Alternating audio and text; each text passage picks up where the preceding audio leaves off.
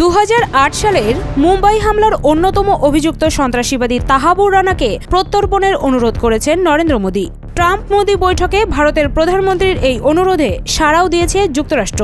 শিগগির তাহাবুর রানাকে ফেরত আনতে কূটনৈতিক কার্যক্রম শুরু করবে ভারত। খবরটি প্রকাশ হওয়ার পর প্রশ্ন উঠেছে, তাহলে শেখ হাসিনাকে কেন বাংলাদেশে ফেরত দিচ্ছেন না নরেন্দ্র মোদী? ট্রাম্প মোদী বৈঠকে আপাত দৃষ্টিতে ভারত তেমন কোনো সুবিধা আদায় করতে পারেনি, বরং দিয়ে আসতে হয়েছে অনেক কিছু। ভারত যা পেয়েছে তার মধ্যে একটি হলো মুম্বাই হামলায় অভিযুক্ত তাহাবুর রানাকে ফেরত দিতে রাজি হয়েছে ডোনাল্ড ট্রাম্প। পাকিস্তানের নাগরিক তাহাবুর রানা পেশায় একজন ব্যবসায়ী। 2008 সালে মুম্বাইয়ের তাজ হোটেলে জঙ্গি হামলায় 164 জনের মৃত্যু হয়।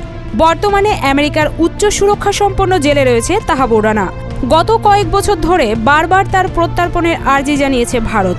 দীর্ঘ আইনি লড়াইয়ে লড়েছে রানাও, যে কারণে এবারের বৈঠকে মোদী সরাসরি এ বিষয়ে আবদার করে ট্রাম্পকে রাজি করিয়েছেন। তাহাবুর রানাকে ফেরাতে মোদীর এই উদ্যোগ সর্বভারতে প্রশংসা পেয়েছে। তবে প্রশ্ন উঠেছে, তাহলে শেখ হাসিনাকে ফেরত পাঠাচ্ছে না কেন ভারত? দীর্ঘ 6 মাসেরও বেশি সময় হাসিনা ইস্যুতে কেন মুখে কুলু পেটে রেখেছেন নরেন্দ্র মোদী? বাংলাদেশের অন্তর্বর্তী সরকার এরই মাঝে কয়েক দফা শেখ হাসিনাকে ফেরত পাঠাতে ভারত সরকারকে অনুরোধ জানিয়ে চিঠি দিয়েছে। তাতেও কোনো হা কিংবা না নেই মোদী সরকারের। শেখ হাসিনা বাংলাদেশের স্বৈরাচার খেতাব পেয়েছেন। গোটা দেশে হাসিনার জনপ্রিয়তা এখন শূন্যের কোঠায়। তাছাড়া নিরস্ত্র ছাত্র জনতার উপর হাসিনার নির্যাতন, গণহত্যা বিশ্ব মিডিয়ায়ও তোলপাড় সৃষ্টি করেছে। খোদ জাতিসংঘের মানবাধিকার তদন্ত কমিটিও স্পষ্ট শেখ হাসিনার বিরুদ্ধে তাদের তদন্ত প্রতিবেদন প্রকাশ করেছে। তারপরও হাসিনাকে বাংলাদেশে ফেরত পাঠানোর বিষয়ে একটি বাক্যও খরচ করছে না ভারত সরকার। তাহাবুরকে ভারতে ফেরত পাঠানোর বিষয়ে খোদ ট্রাম্প বলেছেন, 26 নভেম্বর মুম্বাই হামলার অন্যতম অভিযুক্ত এক দুষ্কৃতীকে আমরা ভারতে প্রত্যর্পণ করছি। আমরা এক ভয়ঙ্কর অপরাধীকে ভারতের হাতে তুলে দিচ্ছি। ট্রাম্পের এই ঘোষণায় প্রশংসা করেন মোদী।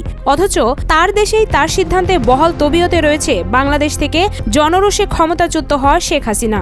ভারতে পালিয়ে যাওয়ার পর দেশ এবং বিদেশের বিভিন্ন প্রতিবেদনে উঠে এসেছে হাসিনার ভয়ঙ্কর রূপ, অথচ সে বিষয়ে বেমালুম এড়িয়ে যাচ্ছেন নরেন্দ্র মোদী।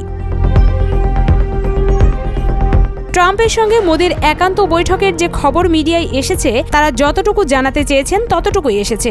অন্দরমহলের অনেক সিদ্ধান্ত কিংবা খবর হয়তো এখনো অপ্রকাশিত, যে কারণে মোদীর আগামী 1-2 মাসের সিদ্ধান্ত আচার আচরণেই বোঝা যাবে কোন দিকে যাচ্ছে ভারত বাংলাদেশ সম্পর্ক।